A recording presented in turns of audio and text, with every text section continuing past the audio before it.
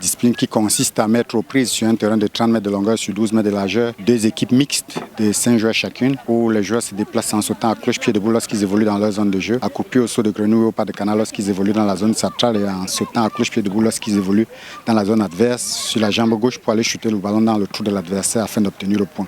C'est ça le ndambalon.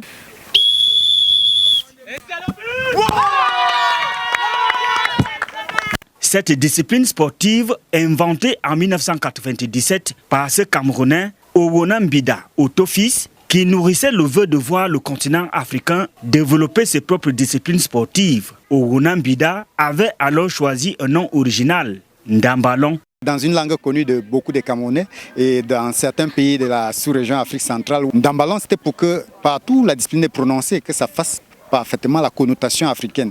Puisque dans beaucoup de langues au Cameroun, Ndamba désigne le ballon et Alon c'est le trou. Et vous avez vu que pendant le match, le ballon est joué de main et est marqué dans un trou qui en langue locale s'appelle Alon.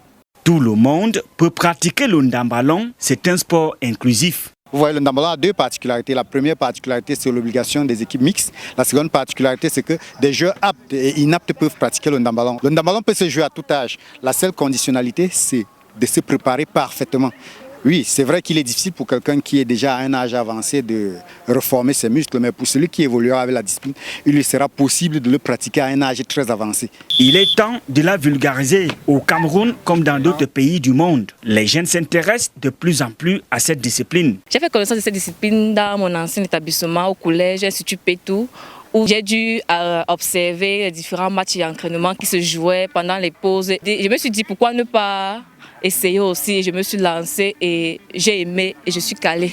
Les ambitions sont claires. Chacun voudrait écrire l'histoire du ndambalon. Mon ambition pour le ndambalon, c'est pouvoir rayonner et partir plus loin. Ma passion en fait pour ça. Nous devons tenter tout ce qui est nouveau. C'est-à-dire, le football a été créé comme outil le ndambalon aujourd'hui. Nous avons essayé dans le football et maintenant, c'est le tour du ndambalon. Tout le monde peut accéder au ndambalon et pour rayonner. Aller plus loin que possible. Où ça va m'amener, c'est où j'irai avec le ndambalon jusqu'à la fin.